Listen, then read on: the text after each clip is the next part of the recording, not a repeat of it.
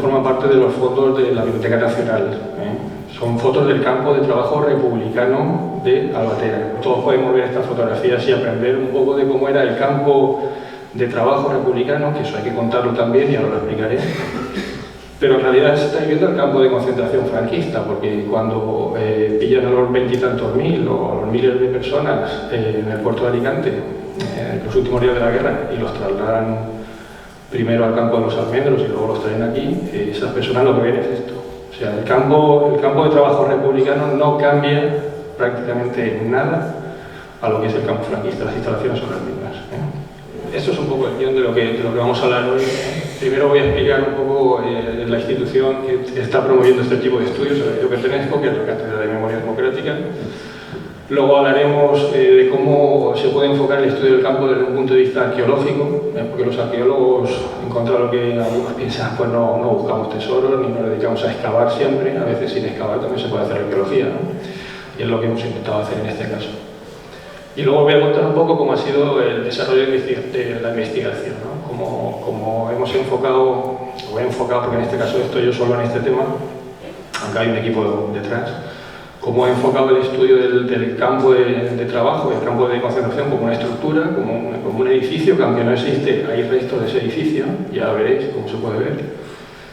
Y evidentemente el eje o lo más importante es el tema de las fosas comunes, de los represaliados que mueren en el campo y que hemos encontrado. Vamos, hay evidencias bastante fiables, casi al 100%, de que sabemos dónde hay una gran fosa común, o varias pequeñas. ¿Vale? Y luego terminaré hablando un poco de, aunque uno no es nadie para hablar de esto, pero aconsejando, sugiriendo qué medidas se pueden tomar a partir de ahora, porque hay que actuar. Bueno, la Cátedra de Memoria Democrática se crea en 2017, o sea, tiene un periodo de vida, somos muy jóvenes todavía. Se crea en mayo, hay un convenio entre las universidades de Alicante, la de Valencia y la de Castellón, junto con la Consejería de Justicia, y ahí se generan una serie de equipos de trabajo en cada universidad. Trabajamos de forma autónoma, pero coordinados. La cátedra tiene una dirección rotatoria. El año pasado la dirección corría a cargo de la Universidad de Alicante, se empezó por Alicante, con José Miguel Santa Creu, que es el catedrático como director en este caso. Este año la sede está en Castellón y el año que viene estará en Valencia. ¿Cuál es nuestra función? Pues bueno, estamos intentando o empezando a promover la generación de una investigación, de investigaciones, de estudios a nivel académico desde las universidades, pero son grupos multidisciplinares, o sea, hay historiadores, hay juristas, hay arqueólogos, dentro de poco habrá antropólogos forenses también, y está abierto a la colaboración de cualquier persona que se quiera implicar en este tipo de investigaciones. Ya digo que el abanico es muy amplio, se han hecho congresos, exposiciones, hay una línea de publicaciones que se va a poner en breve, donde se subirá el artículo este de que os hablo, el que acabo de terminar. En fin, podéis seguirlo por internet, además hay una web en la Consejería de Justicia donde ahí aparece perfectamente el equipo de colaboradores, hay instituciones, hay profesores, en fin, hay colaboradores honoríficos. Kiko, por ejemplo, ha estado allí con nosotros alguna vez, el año pasado yo lo conocí, precisamente me lo presentaron allí, me lo presentó Santa Creu en la universidad. Mira, esto es un ejemplo, aunque pilla un poco de forma marginal, pero para que os hagáis una idea de cuál es la problemática que me estoy encontrando a la hora de investigar el tema de las fosas. Yo soy el responsable de la localización de fosas en la provincia de Alicante. Como todos sabéis, la provincia de Alicante es una zona de retaguardia, no es una zona donde hay combate durante la guerra civil. Bueno, a excepción de los bombardeos de los abuelos italianos, de la defensa italiana, que en realidad eso está generando un combate con víctimas civiles, el mercado de Alicante, en fin, todo esto, ¿no? Pero en realidad las fosas que aparecen en la provincia son fosas, casi todas están en los cementerios, son fosas de la represión. Hay fosas del periodo republicano, también hay fosas, ¿no? Pero hay fosas y muchas más fosas, con mucha más cantidad de gente y con una dinámica histórica diferente, muy distinta en los cementerios. Esas fosas sabemos dónde están, pero no con precisión. Y en muchos casos incluso se ha perdido ya la memoria de dónde están exactamente. Entonces mi cometido en este caso es identificarlas con la mayor precisión posible, documentarlas, ver qué personas hay en esas fosas y informar a Consejería para que en un futuro se puedan exhumar esos cuerpos, ¿no?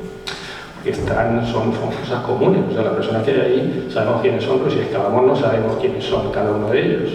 Porque hay gente que dice, bueno, es que si ya están enterrados y tal, eso me lo han llegado a decir. Si están en un cementerio, bueno, pero ¿quién es quién? Hay que sacarlos y dárselos a su familia, enterrarlos de una forma digna, ¿no? Bueno, pues para que veáis un poco la problemática, esto es una fotografía aérea con la que trabajo habitualmente.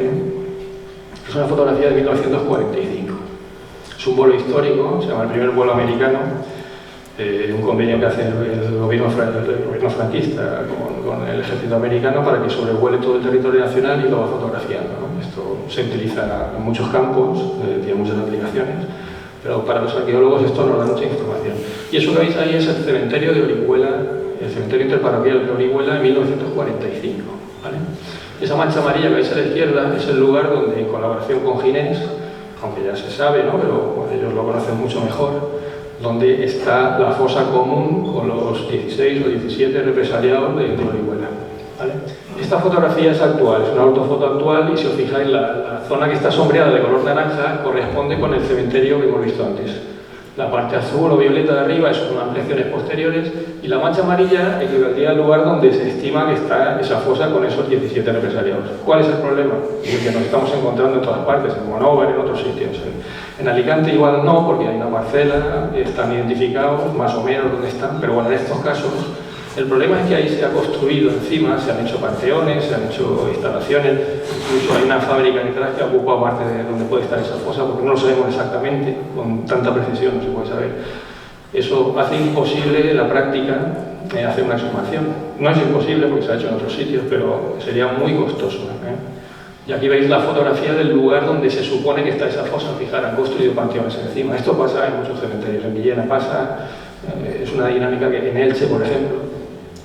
En fin, el trabajo es complicado, ¿eh? Aunque sepamos que están ahí, un arqueólogo o una actuación arqueológica que habría que hacer en ese caso lo tendría difícil, identificar dónde está exactamente y ver de qué forma se sacan. A veces están debajo de panteones, con lo cual hay problemas de propiedad con los propietarios de esos panteones, ¿no? Ellos se pueden negar perfectamente a que les levantes a esos muertos. Es un tema delicado. Entrando un poco en materia, el campo de concentración de Albatera, ¿cómo se puede estudiar desde la arqueología? Partimos de una base pobre, en realidad. O sea, apenas hay documentación sobre el campo franquista, sobre el campo republicano. Hay alguna documentación, ya se estudió en su momento, Glicerio Sánchez Recio ya publicó un libro en el año 93 donde ya sacaba incluso el plano del campo, o el proyecto de plano, pero acaba a mitad del 38. A partir de ahí apenas se sabe nada del campo. Y lo que sí que no sabemos es, por ejemplo, cómo se entrega el 31 de marzo, el 1 de abril, cómo pasa a manos franquistas, cómo se produce esa transmisión. Y luego no sabemos nada del campo franquista. Evidentemente no se conservan los listados de presos, de prisioneros. Han desaparecido. Sabemos que existieron, pero han desaparecido.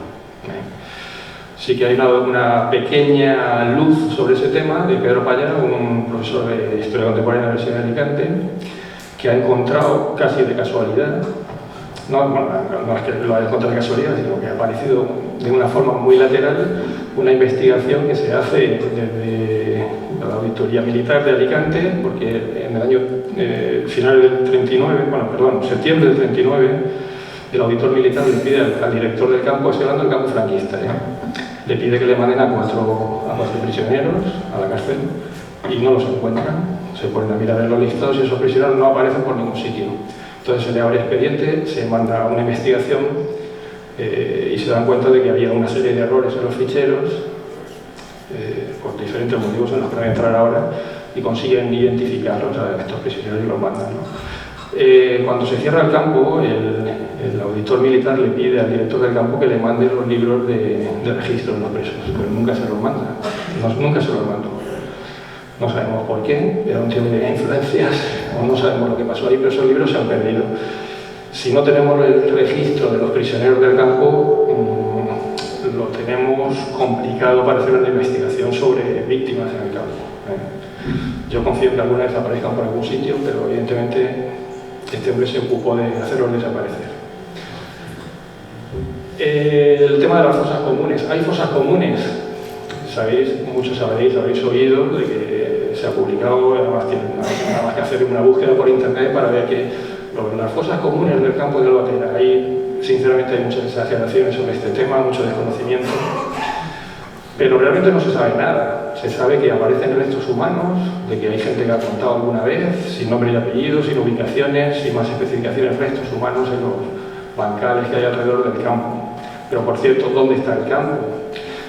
Yo supongo que algunos de vosotros en las jornadas o por vuestra cuenta os habréis acercado alguna vez, pero vais allí, veis bancales, veis unas palmeras, veis una caseta, que alguien dice que era un horno, me han llegado a decir que era un horno crematorio también, hay muchas exageraciones, pero el campo ¿dónde estaba? ¿Cómo era ese campo? ¿Qué límites ocupaba? ¿Qué parcelas ocupa en la actualidad si quisiéramos investigarlo? Porque a nivel arqueológico un campo de concentración siempre deja restos debajo, aunque no lo veamos ahora, pueden haber estructuras soterradas, hay basura. En fin, hay que identificarlo y una parte de mi trabajo ha sido esa, localizar el campo, ahora veré de qué forma lo hemos hecho, muy curiosa además. Y bueno, tampoco me quiero extender demasiado. Desde la arqueología siempre hay que hacer un estudio histórico previo, hay que trabajar con fotografías antiguas porque nos dan mucha información, con la documentación original, documentación histórica, si aparece la prensa histórica, que se está digitalizando y subiendo muchas a las redes ahora, si trabajamos con prensa histórica. Y bueno, sobre todo con los testimonios, claro. Los testimonios orales son fundamentales para todo este tema, siempre teniendo en cuenta que la historia oral hay que interpretarla y hay que cogerla con pinzas porque tiene un componente subjetivo importante y la gente recuerda, todos recordamos cosas que han pasado hace 10 años y luego las comentas con alguien que ha vivido lo mismo que tú y no coincidimos, ¿no? Siempre hay errores. Imaginaros cuando han pasado 80, 70, 60 años, porque hay testimonios inmediatos a la guerra, pero otros que han pasado mucho después. Hay cosas que se tergiversan, no se recuerdan bien, pero no hay otra información tan rica como el testimonio oral para nuestro trabajo, para documentar la existencia de fosas. Y en este caso, la base fundamental de la que yo me apoyo en la investigación son testimonios orales. Pero no testimonios orales de testigos, de gente que estuvo en el campo, porque evidentemente han muerto todos, o casi todos. Aunque tuve la oportunidad, ha muerto este año, no sé si conocéis a Julio Souza, un fotógrafo relativamente importante que se exilia en México, montó una agencia de fotografía, la agencia Mayo. Pues este hombre estaba vivo, murió, creo que murió en agosto o en julio, y un periodista amigo que vive en México hizo de intermediario con él, supe que lo conocía y que lo había entrevistado, entonces le dije que estaba haciendo esta investigación y que por favor me pusiera en contacto con él para ver de qué forma le llegué incluso a mandar las fotografías del campo actual para ver si él recordaba.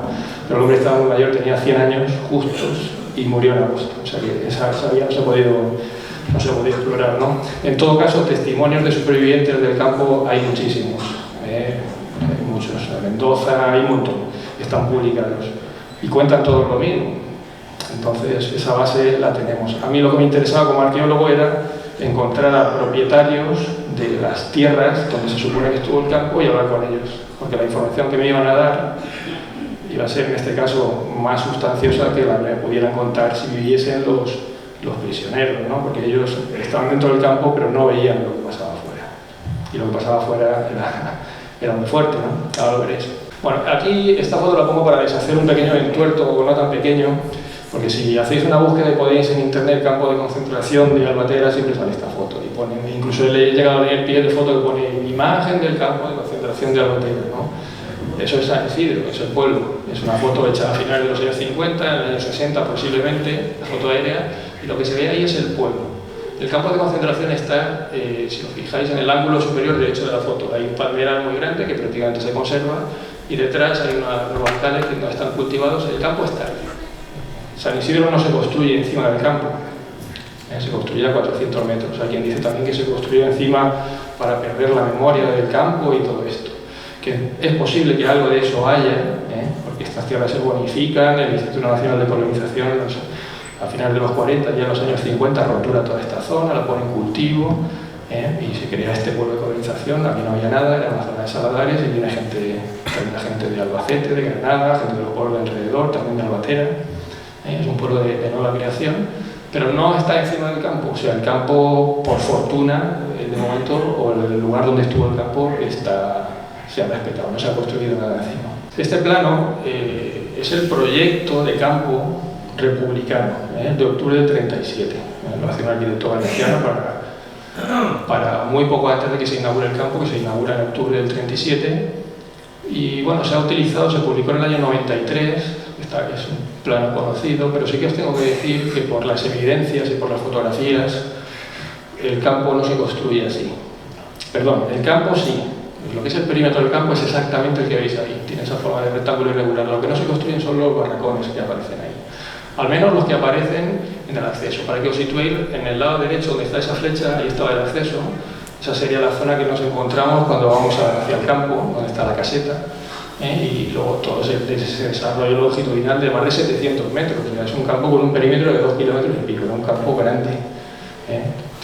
Pero aunque tiene esa forma, y hemos podido comprobar exactamente que tiene esa forma, ya lo veréis cómo, dentro no se construye así, se construye de otra forma, y esa información nos la dan las fotografías. Esta foto está hecha en dirección noreste, suroeste. Lo que veis al fondo es la Sierra de Callosa y toda la zona en dirección a Murcia, y el acceso estaría al fondo a la izquierda. Veis que hay como un pabellón, una chimenea de la que sale humo, y ese es el lugar donde estuvo el horno de hacer pan. Ese horno, ahora lo veréis, se conserva todavía y es la caseta que queda en medio del bancal donde está el acceso al campo. Pero fijaros, esta foto es de febrero del 38, cuando dejan entrar a periodistas. En todo momento el acceso, entran periodistas al campo durante toda su fase republicana, entra el Comité Internacional de la Cruz Roja, los dejan visitarlo, y en fin, obtienen toda la información.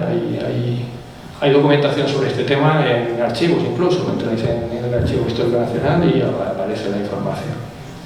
Bueno, pues aquí se está construyendo, hay una serie de pabellones, hay una escena de campaña en la que había unos talleres, porque aquí se entretenían a los presos haciendo escobas, haciendo jabón, en fin, hacían trabajos, los sacaban fuera, un régimen no abierto, pero casi.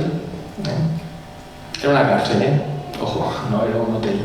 Era una cárcel, pero es un sistema penitenciario en una apuesta del ministro García Oliver, ministro anarquista, que decide pues hacer este tipo de instalaciones porque los tribunales populares están empezando a juzgar a mucha gente, acusados de diferentes delitos, de rebelión, quitacolonismo, etcétera, etcétera, y las cárceles están saturadas, entonces deciden crear este tipo de campos.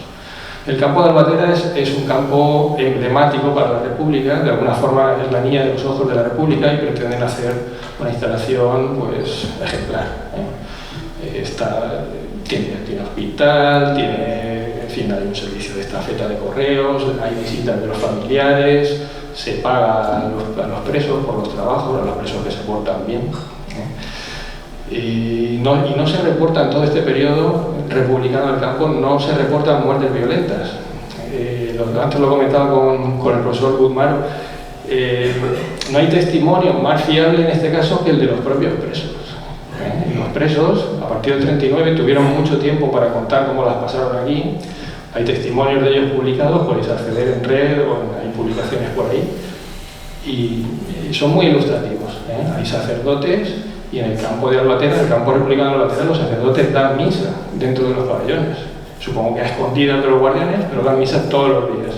Eso está publicado. No estoy descubriendo nada más. Nada que ver con lo que pasa a partir del 1 de abril del 39. Absolutamente nada que ver. Digan lo que digan. Esta es otra vista, un poco más hacia adelante, donde se ve toda la zona que hemos visto ahora, más alejada. Y aquí a la derecha, esos montones de tierra que veis y esas zanjas, eso sí que es posible que corresponda con unos pabellones que se ven en el plano, longitudinales, donde estaban los dormitorios, etcétera, etcétera. Pero quedaros con la idea de que el campo se está construyendo por los propios presos, además, durante todo el periodo de uso del campo, hasta el 39. O sea que no se corresponde con el plano, y si quedan algo de estas estructuras, que yo sinceramente pienso que difícilmente, porque cuando se hace la reparcelación por el Instituto Nacional de Colonización, todo esto se arrasa, se abancala y desaparece. Son estructuras un poco efímeras porque las cimentaciones no serían muy profundas, los barracones se tenían paredes de madera con techo de uralita, todo esto se desmonta, la uralita se reutiliza, o sea, hay gente de Albatera que por aquí tiene todavía uralita del campo, y las vallas, los alambres de espino y las vallas también están por ahí en algunas parcelas todavía. Esta es una foto del horno de pan. Hemos podido incluso averiguar, es una curiosidad, pero las fotografías dan este tipo de información. Es de la tapadera, perdón, la puerta de la boca del horno es de una fundición de Sabadell que se llama Fundición Balart, y en el Archivo Histórico Nacional aparece el documento de compra de de ese horno, a la fundición balar, colectivizada y tal. Bueno, esto es lo que queda del campo ahora. Luego veremos, he hecho ahí un pequeño fotomontaje para que os fijéis, y aquí se ve pues, a un preso enseñándole a una autoridad, a un periodista supongo, pues haciéndole un poco, enseñándole cómo funcionaba la instalación. Otra imagen de construcción de caminos, porque los presos salen, en fin, se bonifica toda esta zona, en la zona ya os he dicho que eran saladares, y lo que se hace es poner en cultivo, se abren canales, se traslada el agua, se intenta plantar trigo, leguminosas, cebada, patatas, pero no llegan a autoabastecerse, entonces tienen que traer comida de fuera. Todo eso está registrado documentalmente en las partidas presupuestarias que se dan para la comida, incluso la implicación del director del campo para mejorar la dieta de los presos, está por escrito. O sea, comían, no como en el campo franquista, porque en el campo franquista no comían, literalmente. En el campo franquista, durante un mes pudieron comer 4 o 5 veces el primer mes, 4 o 5 veces en un mes.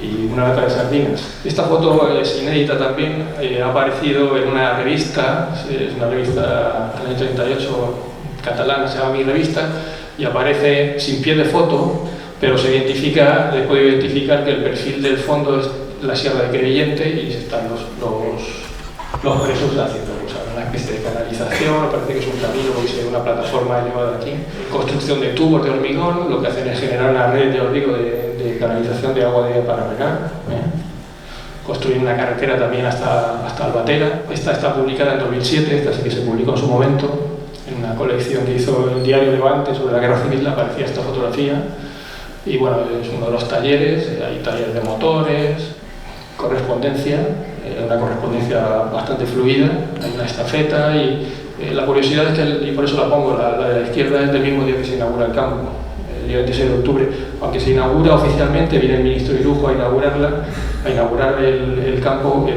estaba funcionando unas semanas antes. Se monta relativamente rápido, después del verano del 37, pero cuando viene el ministro se hace una comida, deja entrar a la prensa, en fin, se hace un acto un poco propagandístico, pero el campo estaba todavía sin acabar y se siguió trabajando en él a lo largo de todo el año siguiente. Pasa. Bueno, bien, entramos en otra dinámica, pasamos del campo de trabajo republicano, vamos a ver en qué se transforma a partir del 31 de marzo al 1 de abril del 39. Pasa. Mira, de esto es lo que os decía.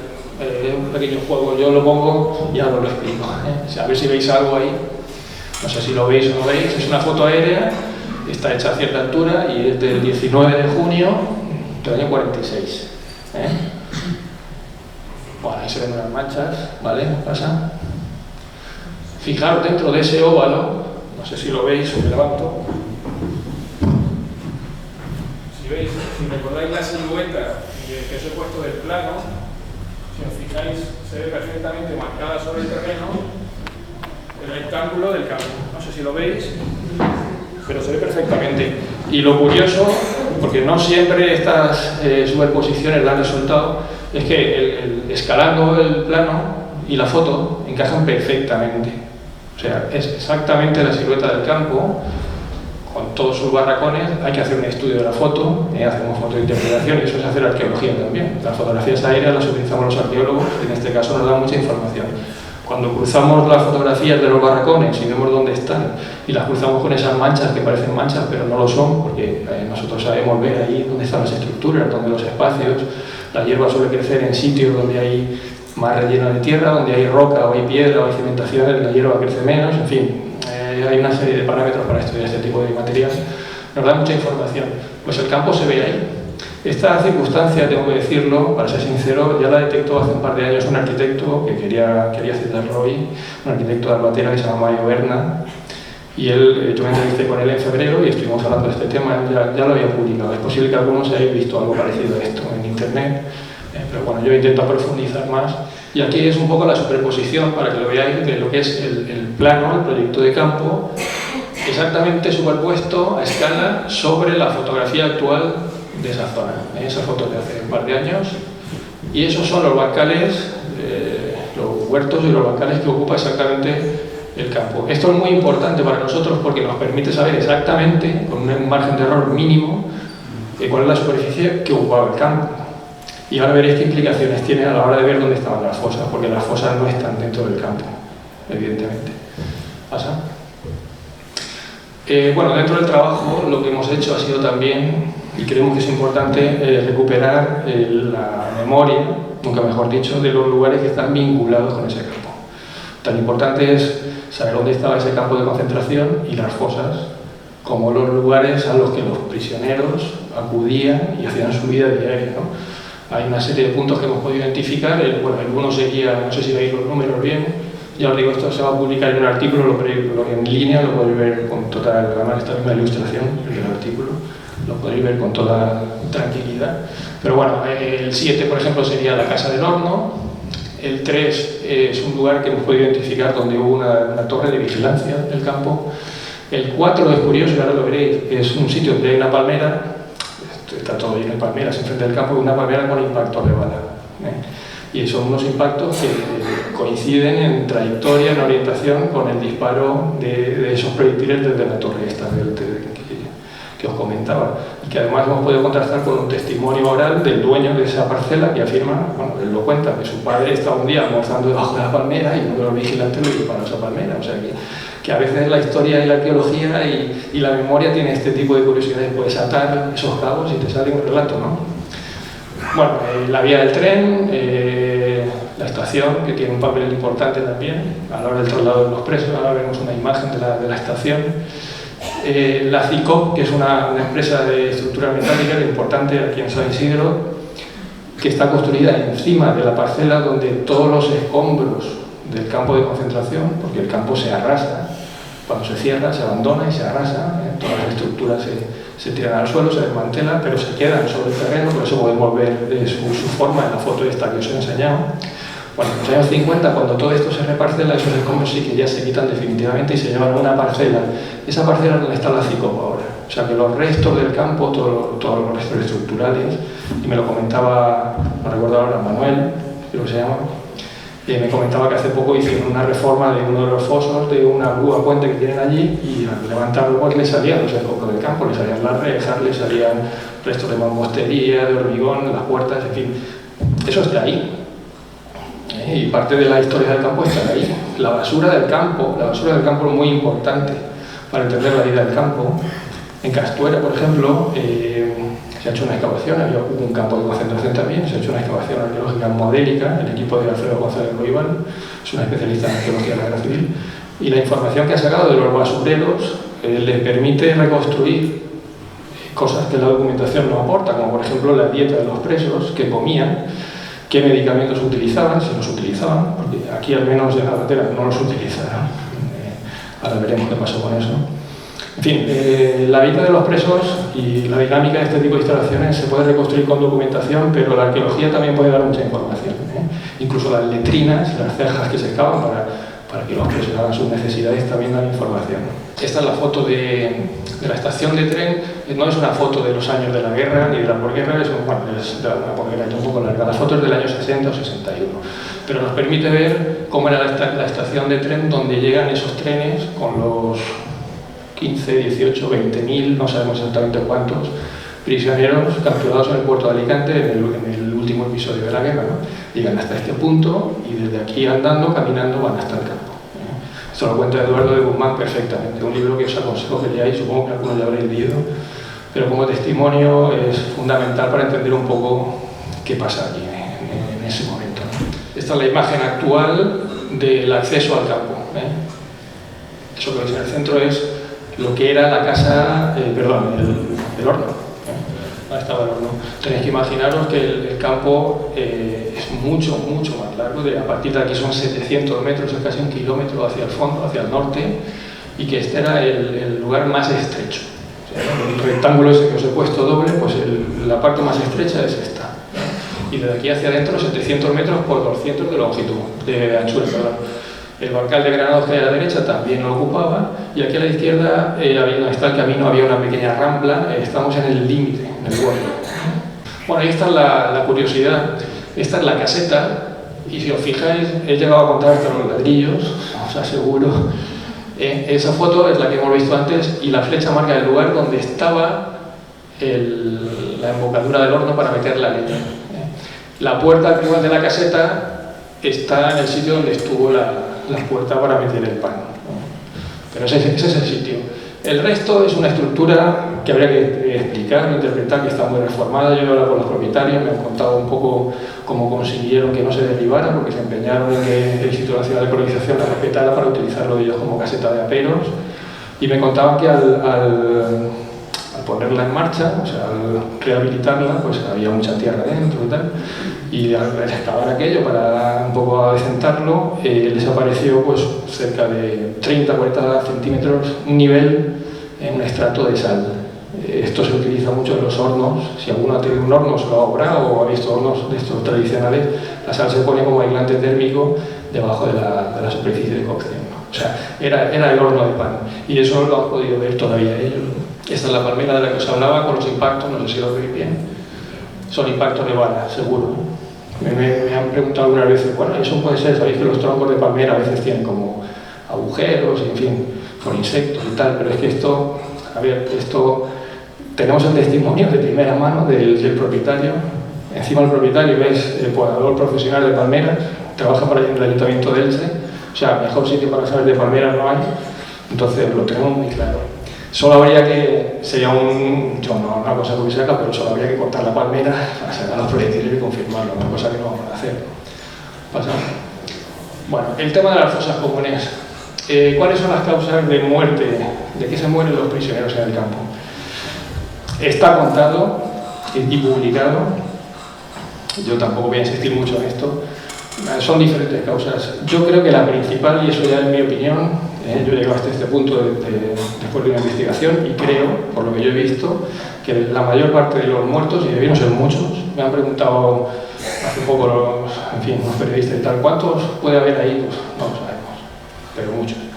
Y se mueren de hambre. Muchos se mueren de hambre y de sed, porque lo cuentan. Los supervivientes, todos coinciden en afirmar lo mismo, no lo cuentan 4, lo cuentan muchos. Hay suficientes testimonios contrastados para saber que es así. No les dan de comer ni de beber, se tiran los 3 primeros días sin comer ni beber nada.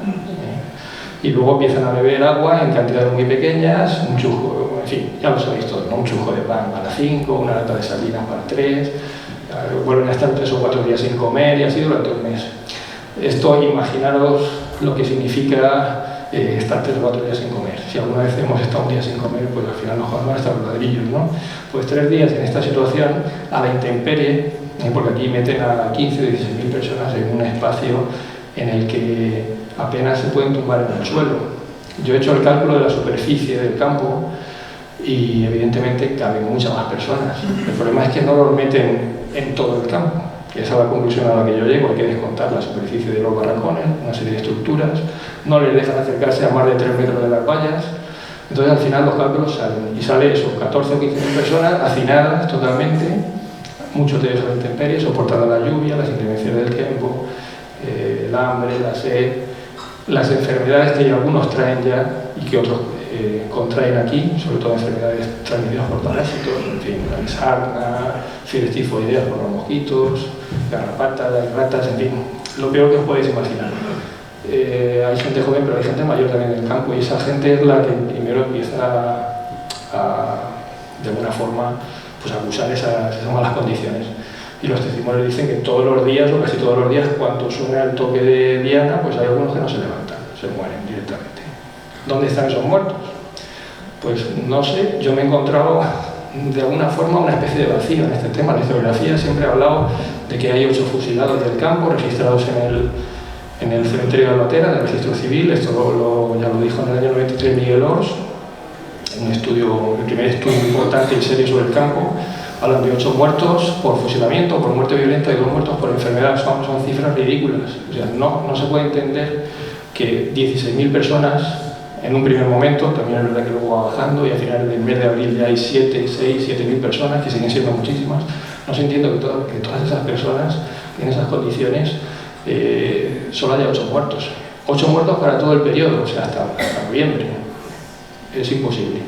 Hay muchos más muertos y mueren de esto.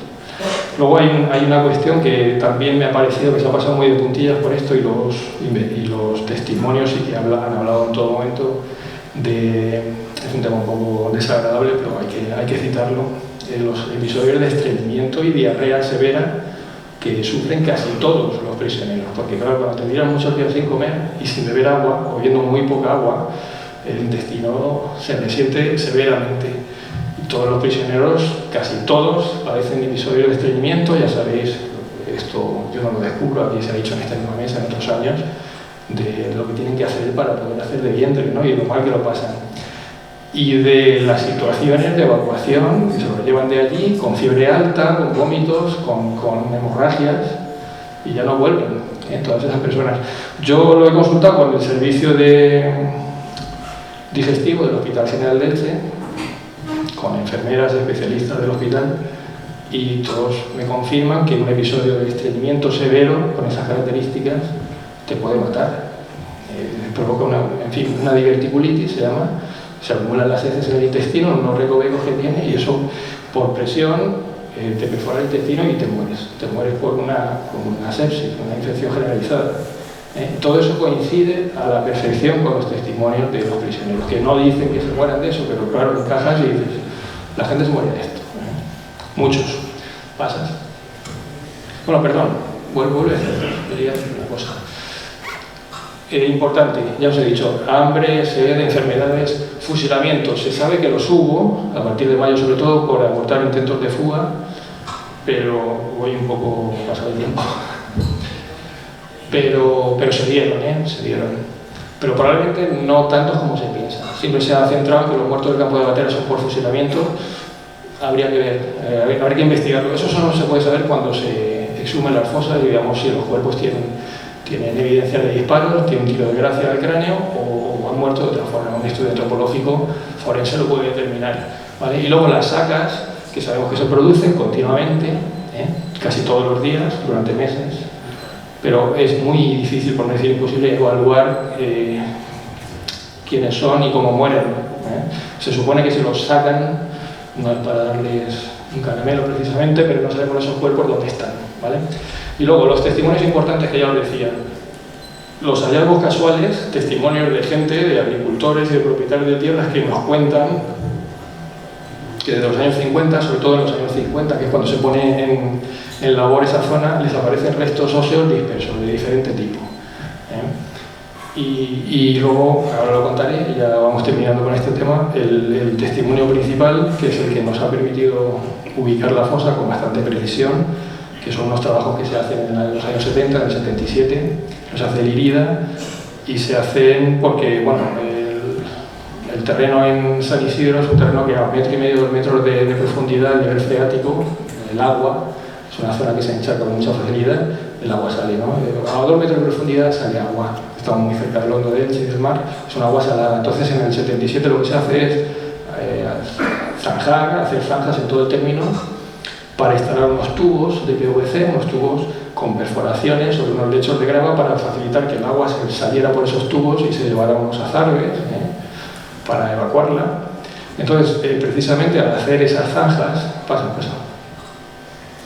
al hacer esas zanjas aparecen los cuerpos.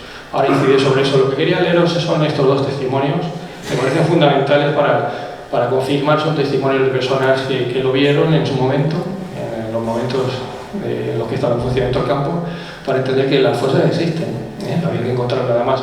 Uno de ellos dice, vimos que hicieron una zanja muy grande, por lo menos de 4 metros de ancho por 3 de honda, y por la noche, sobre las 12 o la 1, se oía desde mi casa de Catral el ruido de los disparos. Al día siguiente veníamos nosotros a cazar. La verdad es que no veníamos a cazar, veníamos a comer porque había dátiles y nosotros no teníamos comida. Los guardias nos decían que no les tiráramos disparos a los dátiles, pero allí donde estaba la zanja veíamos que cada día estaba más tapada. Esto lo cuenta en 2015 en un estudio, ya aparece la referencia, un niño en ese momento, pero aquí ya era un anciano, eso lo cuenta un chaval que iba por allí. Y luego otro testimonio recogido en el mismo estudio dice, recuerdo también que mi padre por las noches cerraba las ventanas de la casa para que no oyéramos lo que hacían, los tiros y las pistolas.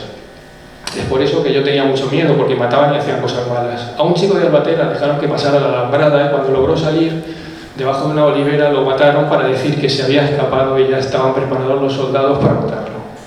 Yo no llegué a entrar nunca en el campo porque tenía mucho miedo, pues los he escuchado todo. Años después sí que sé que en la parcela donde estaba situado el campo, cuando labraban sacaban huesos en donde estuvo el campamento. Esta es una fotografía de propiedad de Damián, al que le agradezco especialmente esta foto porque explica muchas cosas. Es una foto del año 77 de esos trabajos de los que os hablaba, ¿no? Yo os voy a contar el testimonio de la persona que ha preferido mantener el anonimato, pero bueno, yo no voy a decir su nombre, pero sí que voy a contar las circunstancias en las que se produjeron esos hallazgos porque es fundamental para el estudio. Esta persona era uno de los operarios de las cuadrillas que estaban haciendo las zanjas y él me cuenta y me llevó al sitio exacto, con una precisión casi, no voy a decir milimétrica, pero casi, donde al excavar pues empezaron a salirle cuerpos. Le salieron no uno ni dos, le salieron varios cuerpos, pero no solo en una zanja, sino en varias. Las zanjas se excavaban a intervalos de unos 10 o 12 metros de separación entre unas y otras. Imaginaros si hacemos una zanja aquí y nos salen 2 o 3 cuerpos y a 12 metros de distancia, porque además podemos establecer exactamente dónde están las zanjas, porque hay como unos avisos, unos testigos para verificar qué pasa en el agua. Si a 12 metros, digo, aparecen más cuerpos y si en otra zanja separada, otros 10 o 12 metros más para allá, siguen apareciendo cuerpos, es que estamos hablando de una fosa o de grandes dimensiones o de varias fosas más pequeñas. Yo pienso que es una fosa grande, pero bueno, eso se verá más adelante cuando se complete el estudio y, en fin, sea una prospección más completa. Pero haceros a la idea de que están ahí. Y este hombre me llevó al sitio, tenemos las coordenadas exactas, lo que habrá que determinar es cuántos cuerpos hay y qué superficie exacta ocupa. Y también habrá que estudiar todo el perímetro del campo, porque esto solo ha sido en una zona donde nos han querido contar que habían encontrado restos, pero el campo tiene 700 metros, puede haber más fosas en otros sitios. Por eso digo, esto es solo un primer paso. Siguiente. Y este es el plano. Aquí he utilizado las estructuras de los pabellones del plano de 1937, pero no le hagáis caso porque realmente no están así. Al menos está en forma de V al principio.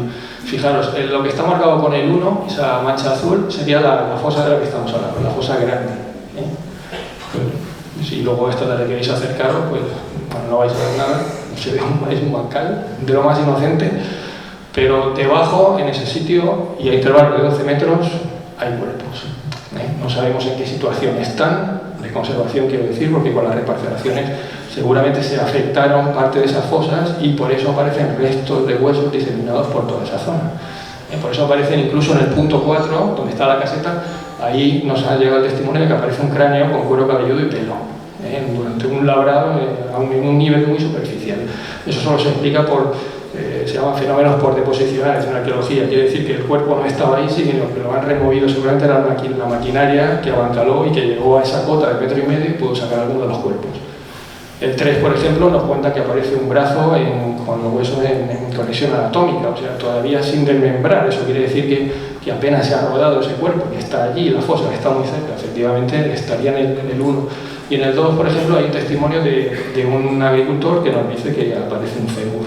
Todos esos testimonios, el 2, el 3 y el 4, son de los años 50, o sea, cuando esto se está empezando a cultivar. Yo doy por hecho que más adelante habrán salido más restos, pero todo esto se ha silenciado porque sigue habiendo miedo, yo no sé, miedo de contar estas cosas. Piensan que puede haber algún tipo de responsabilidad. Bueno, en su momento ellos me dicen que se lo comentaban al encargado del Instituto Nacional de Colonización, le decían, oye, me he encontrado este fémur y tal, escóndelo, tíralo, ¿no? O sea, esto se silenció.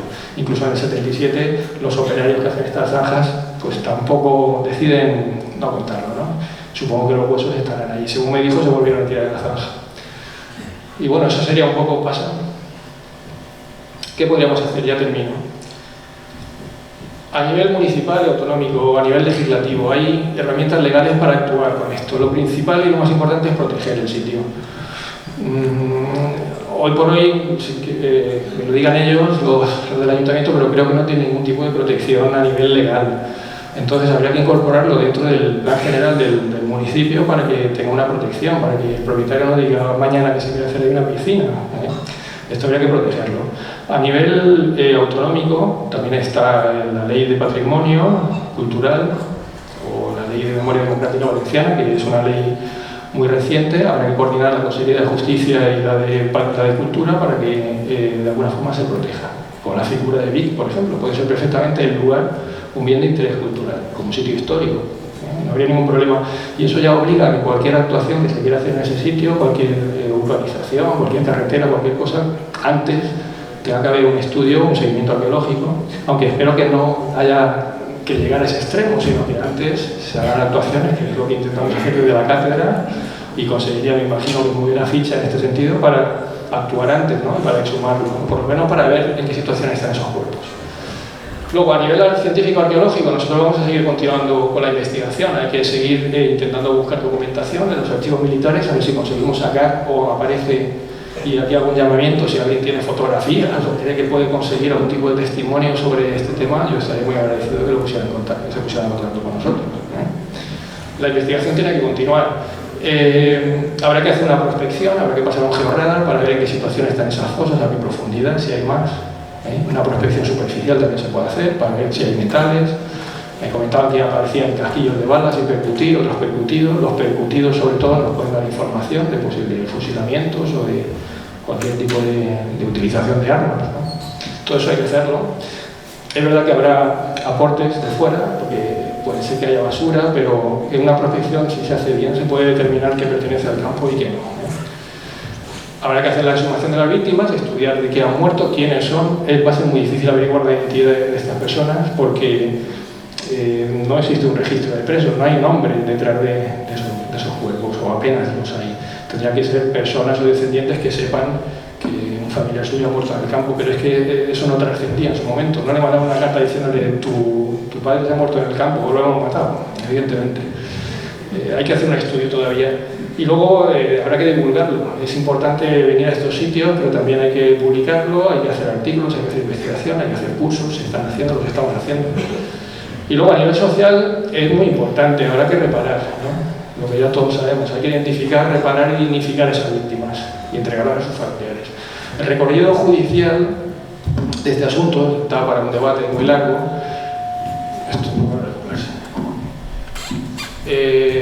Yo espero que se le dé el recorrido a la ley de memoria histórica y se amplíe y se mejore para que de alguna forma el Estado de una vez se haga responsable de lo que otro gobierno dictatorial hizo, pero de alguna forma el Estado tiene que responder. Esto lo que no es de recibo es que las familias tengan que pagar de su bolsillo todavía las exhumaciones, como está pasando en Paterna, y que los jurados, los tribunales de primera instancia, los juzgados, desestimen este tipo de delitos.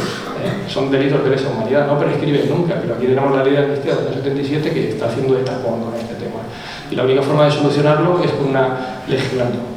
No sé si este gobierno o quien sea, pero esto hay que cambiarlo porque no es el recibo que pasa esto. Y pasa, bueno, ya termino con esto, que es una imagen del lugar donde está la fosa. Están ahí, están ahí. Solo hay que sacarlos. Y ahora quería terminar leyendo un poema. Dardo Sebastián Dorronzoro es un poeta argentino, era guerrero y desapareció en el año 76. Fueron a su casa, se lo llevaron y nunca más apareció. Él había escrito este poema y me parece muy significativo. Y dice: me declaro culpable, muy bien, pero debo advertirles que ya ustedes me mataron, me enterraron,